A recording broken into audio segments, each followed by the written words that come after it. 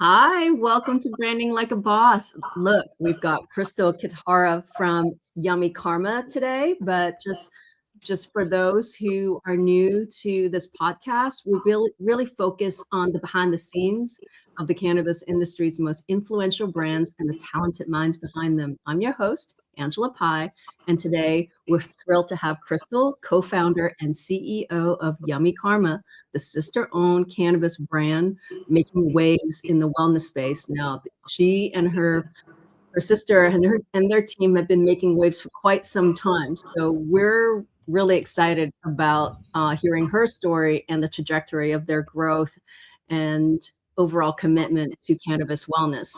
So in this episode, we're going to explore strategies, challenges, and insights that she's experienced in building Yummy Karma. And whether you're an aspiring entrepreneur, a marketing professional, or simply fascinated by the cannabis industry, you're in for a really great treat today. So excited for this. So let's dive right in. Hi, Krystal. Welcome to Branding Like a Boss. We're thrilled to have you. Please, most people know you in the industry, and you're one of the beautiful faces and like bright faces that we've seen on the cannabis and the wellness side. And I know stores love you because I hear from retailers all the time. But share with us your journey and why you created Yummy Karma.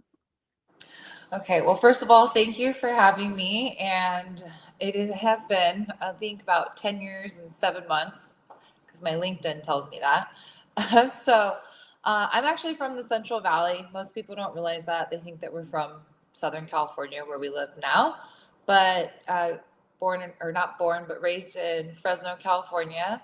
So grew up with farming on both sides of the family and actually went to a school that's pretty well known for ag.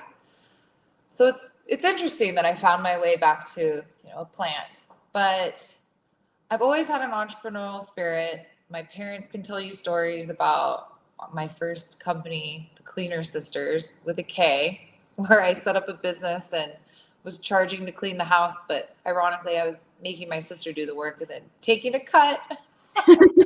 So she doesn't really like to talk about those days, but I've always been interested in starting things and starting companies and had that entrepreneurial spirit. I actually went to Fresno State and went through their entrepreneurship program, which gave me a lot of insights. And then from there, I interned at a marketing firm, learned a lot there. And then I actually ended up at the local news, like a Fox affiliation station, where I had clients and I had to help create commercials, or if they had their commercials, I had to figure out, what demographic are we selling to? So all of this kind of led to helping me get my own business off the ground, I would say.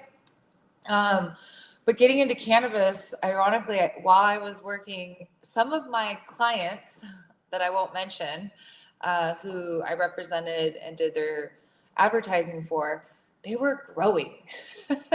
This was Prop 215 days. So, cards on the wall and everything. So when they found out that I was growing, they're like, oh, can you help unload my stuff? And so next thing you know, I'm in Bakersfield and LA in these stores, and it just opened up my whole world. I was like, wow, there's an emerging industry out there. This is, 11, 12 years ago. And I thought, this is cool. Like, you can create stuff and put it on the shelf and sell it. Those were the good days. So that's kind of how I got into what we're doing today. Well, it was so much more fluid back then, I'm sure. And, a little bit scary. Yeah. You're like, make a product, put it on the shelf, people buy it. There wasn't any regs, but it's funny because with all the regulations we have now, and you talk to the DCC or the city, they're like, oh, well, it's necessary. You can't self-govern. And I'm like, well, you can, because if you sell a bad product or you get someone sick, you're out of business. So 100%. Right. And so it was a fun time, though, because you could definitely be super creative, but there also wasn't testing. So sometimes you got people a little too high. I bet, just in terms of reliable dosing and, just people being a little bit taken off guard if they're having a more potent experience than they had. Back then, I don't think it was like all of the different doses, it was like not high, super high. Well, there's so much heart in the creation story, the origin story of your brand. You know, when I read about it and I've heard it in different interviews, you and your sister really created something for someone who you love so much. And, you know, and this person was just struggling to get some rest. Yeah. So yeah, that's our story. We're excited to share. Our mom is like, wow, I didn't know I was going to be in all of these articles and stuff. But yeah, back in the day, she was taking different sleep meds, and my dad was super concerned because she was falling down in the night and disoriented. And, we thought, well, we're already making cannabis products. So we went to her and we said, would you be interested if we created something?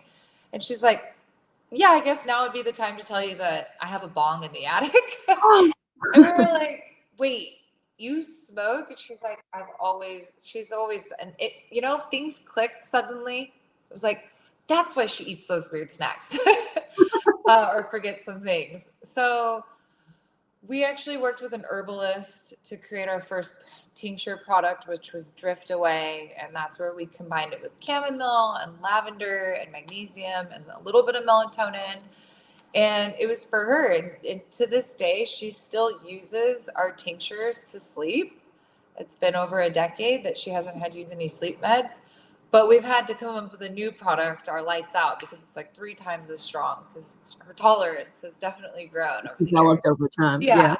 So what was exciting about figuring that out is back then, people, especially women, they were a little bit like, oh, they'd say weed's not for me, or I'll never smoke pot or something like that.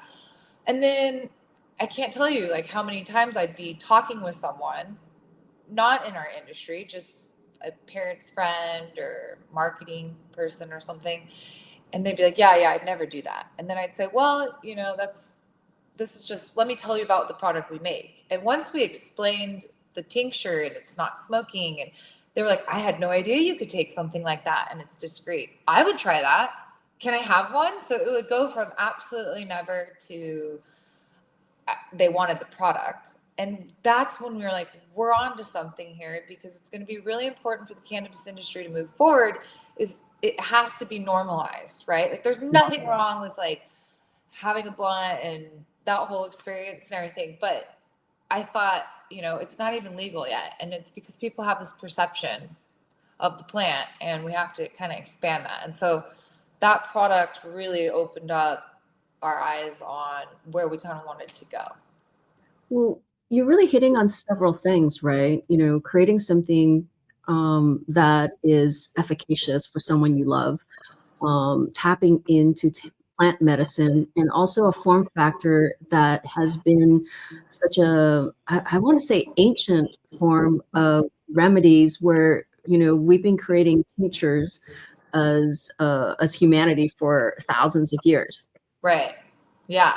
And yet it's so crazy how often, if you're talking to someone still to this day and you're like, tincture, they're like, what is that?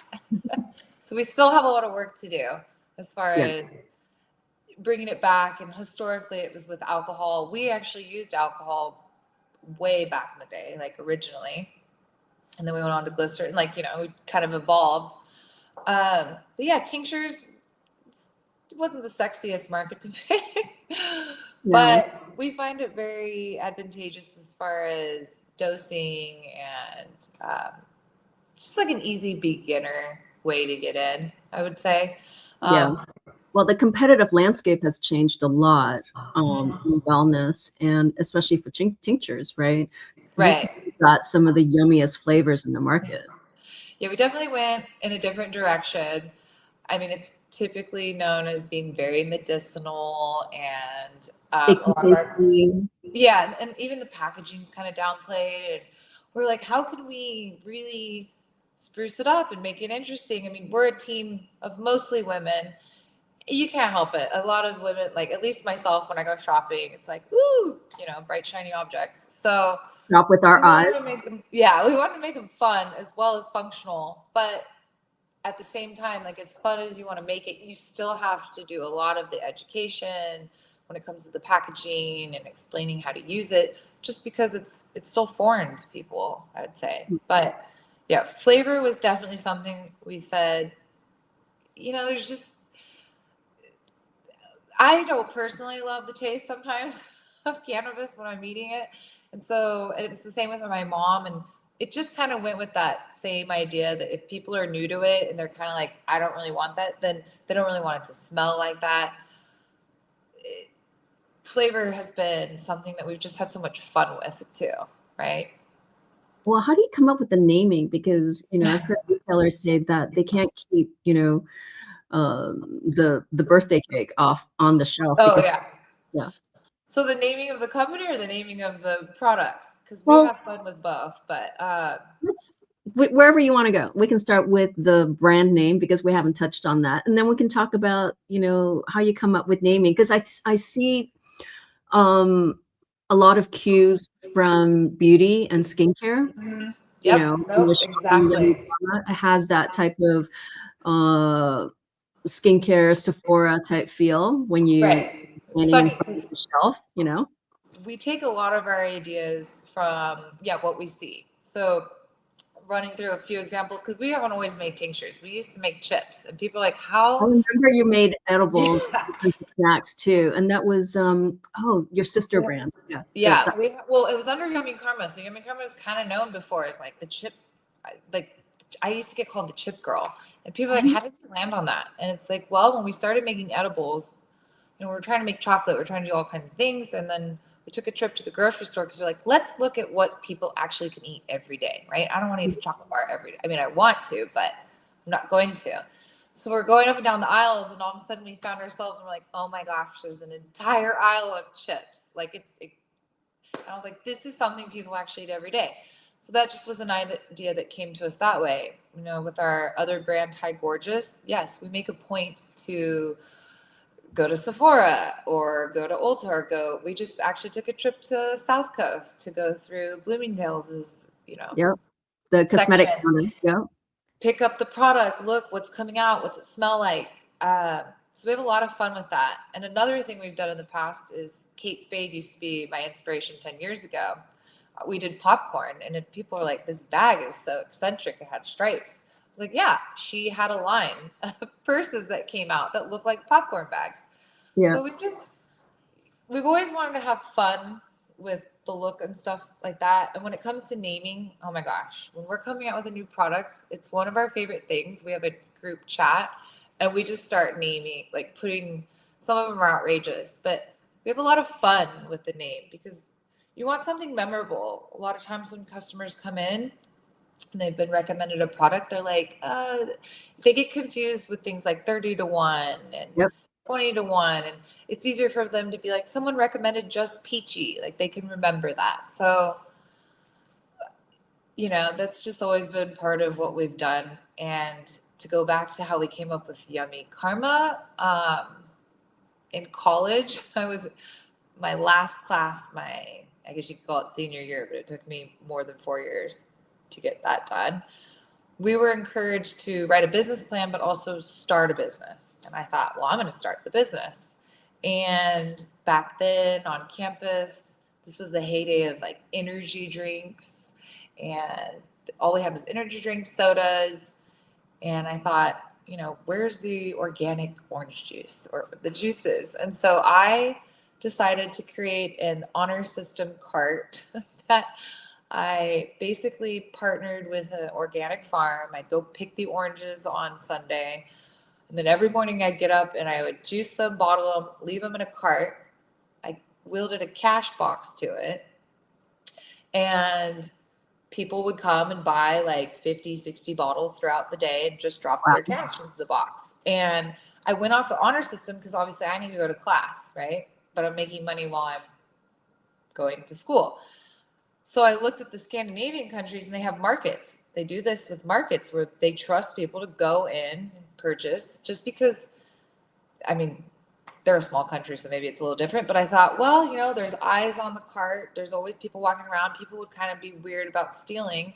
We get a Sure. few stolen, but to enforce it, I was like, I have this great idea. I'm going to put Jesus' face on the cart. And my friends were like, you can't do that. That's insane. And I was like, okay, well, I'm half Japanese. What about Buddha? And so we did. We had this really cool looking logo, which ironically in our industry back then, a lot of Buddhists showed up. But, and then we thought, well, yummy and then karma. So if you steal, bad karma. So you want yummy karma. And because I did all the paperwork and, you know, the LLC and the insurance and all that, after I left college, it was kind of sitting there. So when we fell into cannabis, I was like, oh, I can just resurrect this. Never did I think that 10 years, almost 11 years later, that name would have stuck with us and it would have grown to what it was today. Well, it's really memorable. And when, in my prior to cannabis industry, professional experience, there was a customer or a client that my team and I worked on, and we got to name a lot of the nail polish names, which is kind of cool. Those are the best. Yeah. When I think about how much fun you and the team must have in naming your tinctures. Oh yeah. And, people will remember peachy versus 40-1. Exactly. Yeah. It's fun. And coming up with the little icons,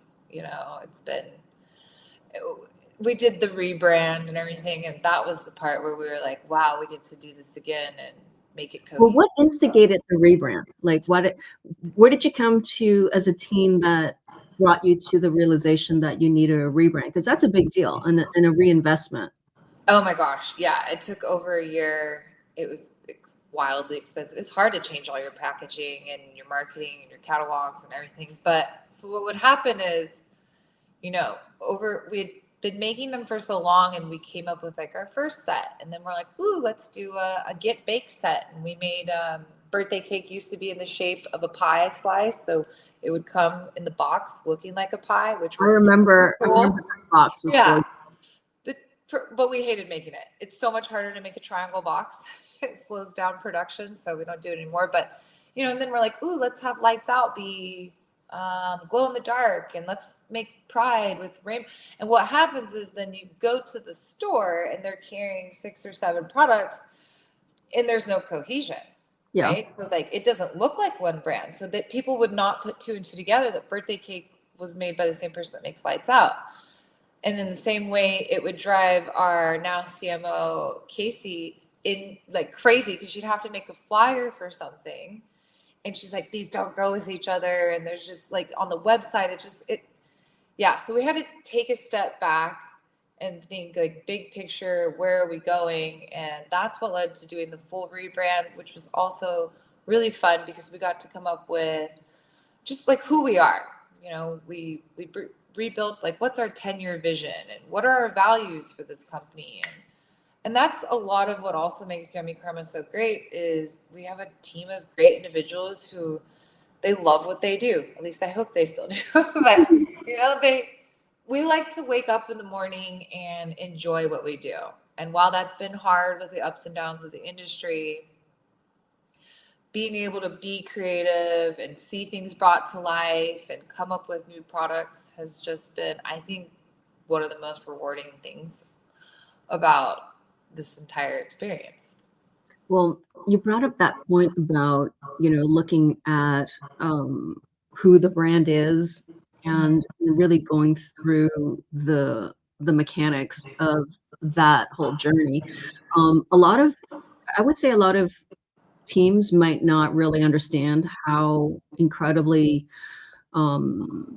discipline it requires to be able to rebrand. So share more about that. Like you realized that you needed to do a rebrand because you wanted consistency and the synergy between your SKUs.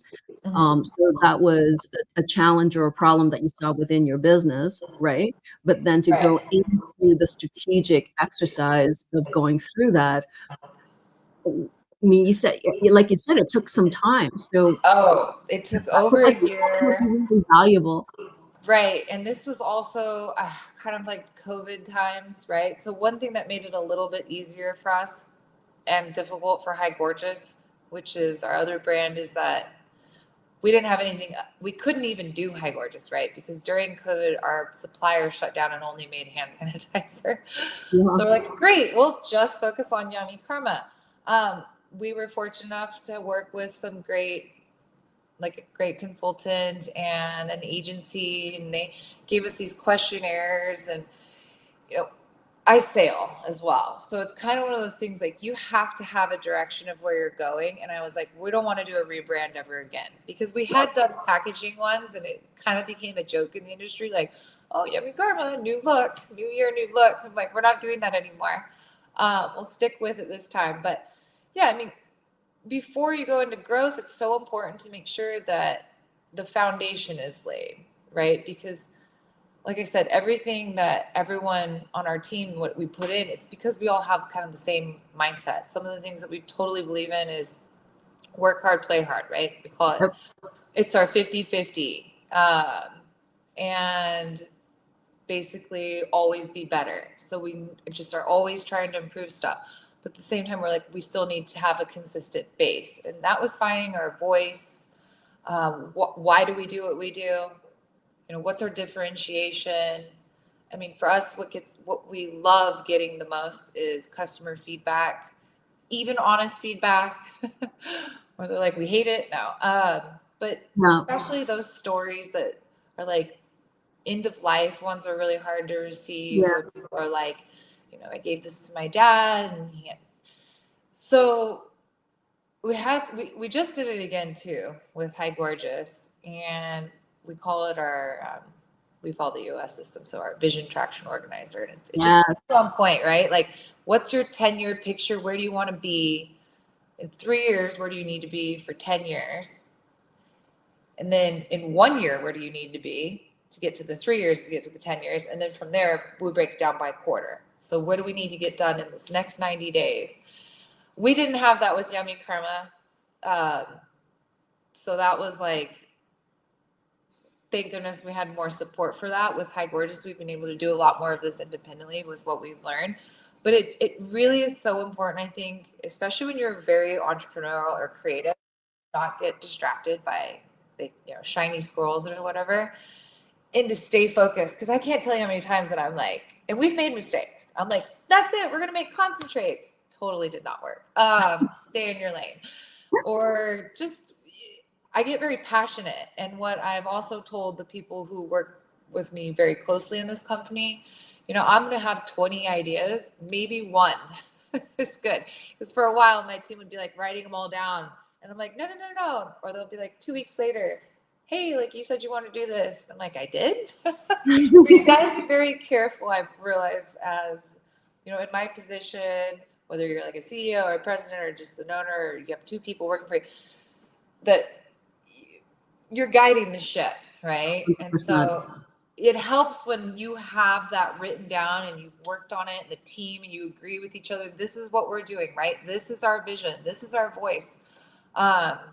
This is everybody's roles. And that way, when I kind of get like, they're like, keep it together, Krystal. Yeah. And it helps me stay on track. So, when it comes to anything that goes out, our CMO, she looks at it.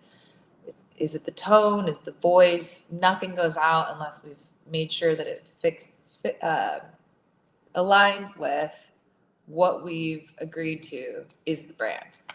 And that's helped a lot. Yeah. It's what you're sharing is so valuable. I'm also very familiar with the traction and rocks system. Right. Yeah. We have used that at a couple of cannabis companies, even within California. And then if it's, not traction, then it's OKRs. I think what's really valuable about having that overall strategic vision identified and putting in quarterly, annual, 3 and 5 year goals helps, founder-led companies especially, to be able to focus on what's going to push my business forward and prevent me from being distracted by shiny things. And you've seen so many examples of companies or brands that are no longer in the space because they were chasing shiny things outside of their lanes, right? Right. And it's really hard not to. I mean, that's part of being visionary or in marketing. And yeah, it's great because it definitely just kind of helps guide lanes. It's like bowling, you know, so you bounce off, but you get there at the end of the day. So, I mean, yeah, traction and all of those have changed my life. Like going constantly to different conferences, or we do a book club at our company at least. Well, I want to be in that book club. Yeah. I know, right? We should start another one. I've been wanting to do more because I got extra time on my hands a little bit lately. So I'm like, oh, yeah. When I find that I have downtime, it's when I try to then, what can I do next and learn, right? Because it tends to be a little bit up and down. And sometimes I don't want to say manic, but my team jokes, sometimes I'm seeing in color and sometimes I'm like, you know, because when there's crisis or we're growing or we're doing something, I'm like really engaged. And then we get there and I'm like, those plateaus are where you can get comfortable. And it has happened to me over the last 10 years. There's been points where I'm like, wow, I really kind of let off and didn't push to get to the next step because it's hard. You got to be your self motivator, right? Right. And that your team needs to see that you're, you know, holding that course and keeping them on the straight and focus approach to where you're going, and you know, they value you for it as a leader. You know, I mean, it's great. It's a give and take for sure. They tell me that they've learned a lot. And it's fun because I've been able to pick up individuals along the way that say that, you know, they weren't given maybe a chance to have a voice or certain things. And I totally get it because I was that person in my 20s working. I mean, I had a new job every year because it was hard to stay focused. But the biggest problem when you're younger is to be, you know, taken serious, but then you also don't have the experience. So it's hard. Sometimes they'll be like, we should do this. I'm like, well, we've already done that in the past and it failed. Let me tell you why. Yeah. But I like where you're going. So let's keep pushing with that. So 100%. yeah. And with the rebranding, the focus and the strategic discipline leading your team, what do you see as being the real longevity in terms of, you know, there's the formulation, there's the branding, there's all the many wonderful stories of how you're helping people. So you're obviously a very powerful presence, you know, when you're going into a dispensary and speaking to bud tenders and speaking to dispensary buyers and owners. What about the other aspects of what you do within, you know, the foundational aspects of building your brand and continuing to stay ahead and being differentiated? You know, it's interesting. We're finding ourselves in that time right now where we've gone through a shift. We had to survive by doing everything ourselves for a short amount of time. We had to get distro and pack orders. And I'm very grateful that we now have a wonderful partner who has taken over the logistical part, and we can go back to focusing on, because you really get pulled in every direction, right? And I just thought we survived, but we weren't doing anything 100%. It was kind of just like treading water. And now we're able to go back to marketing and manufacturing. Those are our two core focuses. And it's been a little hard to be like, oh, but what about, oh, wait, we don't have to do that anymore. Like, this is what we need to do. And so for manufacturing, what we're looking at right now is scalability, making sure that we don't lose quality as we continue to grow. As we all know, we hope that one day, and I'm not really hoping too soon, but if federal legalization happens, it once again will totally change the landscape. 100%. Legalization here already was insane, and we want to be really prepared this time. Like, we were pretty prepared to get through the regulations that kicked in and legalization. That's why we only do very niche markets, because we saw how much money was going to pour in, and we thought the only thing you can do is kind of stay small and find your footing somewhere, or you have to you have to take investment. And I just did not want to lose control of the company. you know? So we were like, okay, we got to go small. We got to be lean. We wanted to have a product that allowed us to work with as many stores as possible, even if it's just a small order, but there's consistency. So when it passes, we're still there. We still have that relationship with the buyer, with the staff, and they feel more comfortable if we want to then expand at some point, right? So that was our thing. But foundationally, we are looking at manufacturing, and then marketing is where we're really excited. It's actually something that, as much as we've been able to do branding and within the industry kind of find our way, it's much harder when you're trying to think bigger picture, especially with the restrictions. We just lost our Instagram. Oh no. It's okay. We just literally yesterday started a new one. So when you go to us and we have one follower, that's why. But we're excited. We're partnering hopefully with a new firm that we clicked with. The owner's actually from Fresno and lives here. So we've got like this vibe going. But we're trying to build that foundation now, because since we don't need to worry so much about picking up the stores that's happening with our distribution partner and just natural growth again, we're very concerned about making sure that we're growing demand and growing our name and making sure that people, in the industry, they're like, oh, okay, yeah, Yummy Karma, hi, gorgeous. But outside, not so much. And we want to get ahead of that. We want to make sure that we're starting to build our presence online. Just the natural, getting our name back out there, way back in the day, we had someone that worked for us that was amazing, and she had a PR background, and we were actually on Pop Sugar on 420. Amazing. Got like 1 million views. And we're like, wow. And like, we haven't been able to do that again, really. We've really pulled back. We were just so focused on the logistics. So going back to knowing like what are our core processes and where do we need to really be better. And so that's what we're working on, like literally right now. That's amazing. I literally have a call after this to do that. So that's amazing. Just being able to have the discipline to focus on fewer better.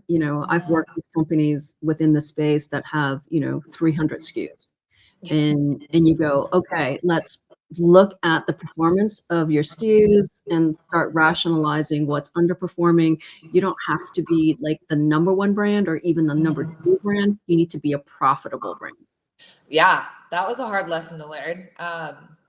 For us, because we definitely at one point had way too many SKUs, and we're so focused on, we need to be making this much money. Or sometimes I'd feel insecure, like, oh, I only have this many employees, and these people have like 100 employees, and it felt like just something that I judged myself off of.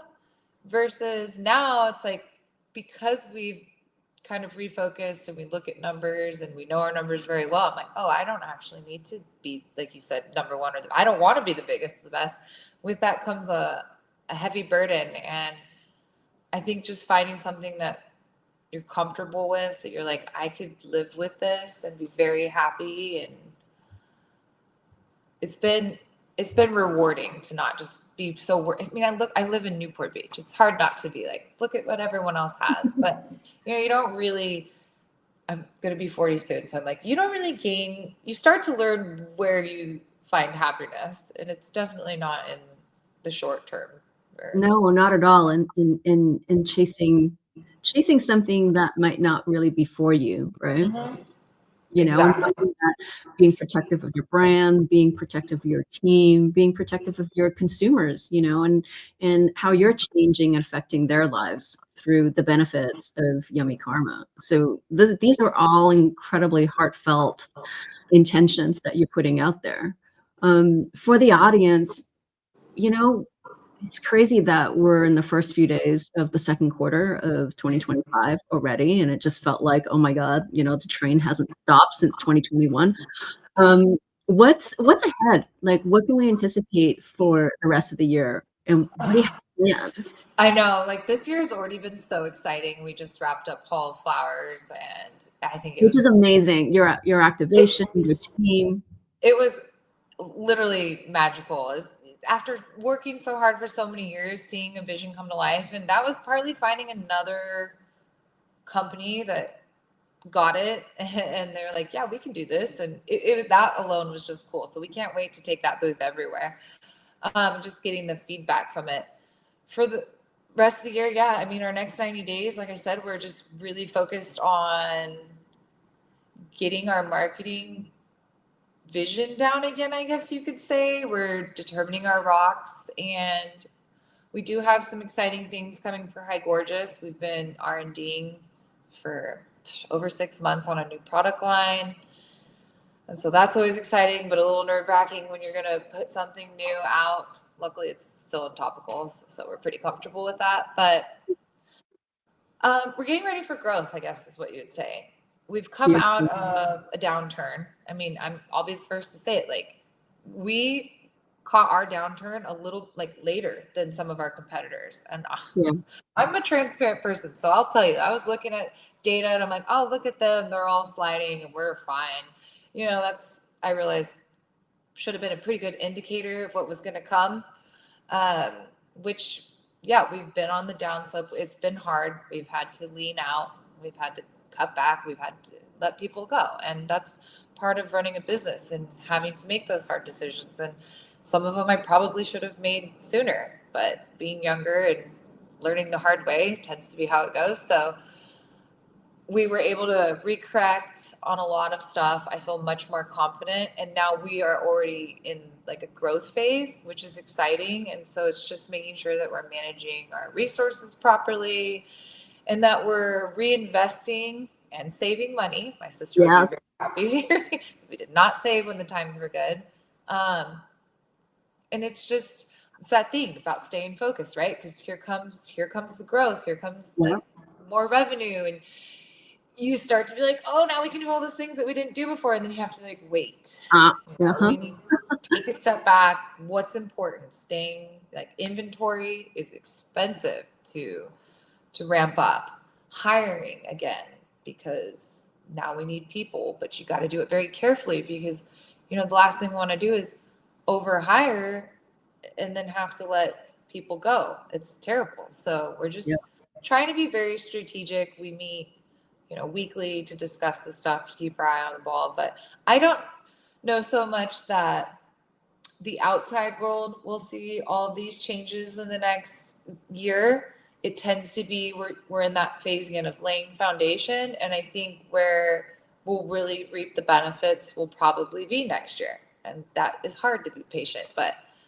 Well, it takes a lot of dedication and discipline and what I would consider real true grit and ambition to be able to say, I don't have to show all of the things that I'm doing to the world. They will see it when the time is right. When I talk to a number of companies and they want to go to market in a really short, compressed amount of time, which is fine. We can do this because things happen faster in cannabis. However, regardless, should you launch when you can, or should you decide on when it's right for the market, when it's right for the audience? Just because you can doesn't mean you should. Right. Yeah, I've learned that the hard way. Luckily, my sister can hold up my mistakes. She remembers them and loves to list them off when I'm at it. But, you also have to fail. It's part of it. I just try to minimize the damage now when we do it. So, don't order packaging like 20,000 units and think, oh, it's going to sell so fast because you might have it for a couple of years. Yeah, nobody wants to sticker them afterwards. No, we still have boxes of like stuff that I was like, oh. Oh, that's so hard because you've got all that cash that's locked into packaging and used for whatever reason, and that's painful from an ownership standpoint because that's waste. Right. Oh, I know. It's waste. Yeah. That's another thing that we've done is like taught the entire team. Like, it's not just about making more money. It's also about conserving the money you have. And so we've gotten to that point where it's like, how much is that box of labels right there? And they're like $86. It's like, you know what I mean? Like, we really creating a line of sight in our company was very important. We're very transparent with them. We do a P&L together so they know what's happening. Because sometimes it's like, wow, look how much we sold. It's like, well, look how much everything costs. Right? Yeah. And I mean, you sell $1 million, hopefully it costs you just under $1 million to do it. And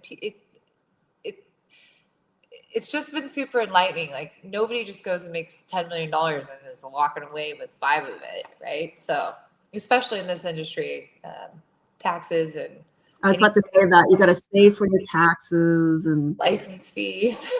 yeah.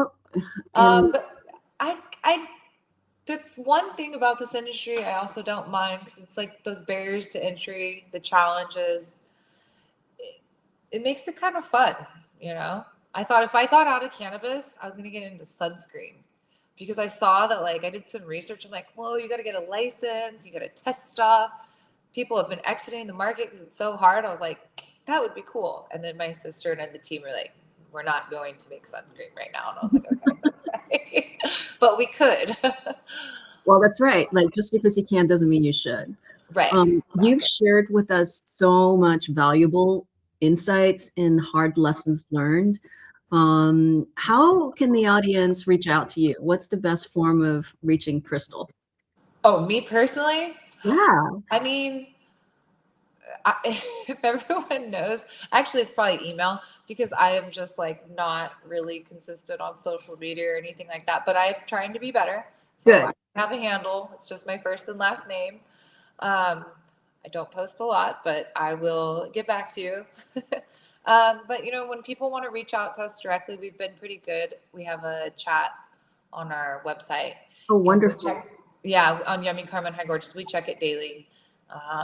And so we love to get feedback there. We did, like I said, we have our High Gorgeous Instagram still, but we did, after 10 years, get Yummy Karma banned. So who knows what happened, but it's Yummy Karma official. So if you want to go on there and help us rebuild it, that would be fun. I want to help you amplify. I'll follow and amplify for you for sure. That So would be amazing. Yeah. But, you know, website or all the different LinkedIn, the socials and everything like that, our team's pretty great about responding. And other than that, yeah, come find me in Newport. very cool. Well, so here's the fun question at the end of every podcast that I ask every guest, and that is, if you had a cannabis themed superhero alter ego, what would it be and why? I'm glad that I looked at your other podcast, so I was able to kind of think about this. Okay, so when it comes to costume, the first thing that popped in my head is I used to be a raver. Okay, so yeah, but like the fluffies raver. So I would make my outfit at least a month before the festival with like flowers, and I'd go all out. So I definitely think that the way I'd look would be like kind of that bright flower, colorful with fluffies, right? Yes. And as far as a superpower, and then trying to think, like, I grew up in the Charmed days, so it was like, do I want to stop time or, you know, move things with my hand? And honestly, as I get older, I was like, I want to put that outfit on, get high, eat whatever I want, not gain a pound. I think that'd be really, really, really empowering and cool. So that's what I would do. Oh, I love that. It's just so tactile and, colorful and bright, and cuddly. Yeah. Which is in that way that kind of making a full circle to, yummy. It's about something that's delicious and adorable. And the karma aspect of it is something that makes you feel good and feel good about the things that you do and you put out in the world. So, congratulations to you and the team. So proud. Thank you. Thank you very much. Well, thank you so much for being on this podcast, Branding Like a Boss. And we're excited to see all the new developments that will come up in the months ahead. All right. Thank you so much. I had a lot of fun doing this. Thank you.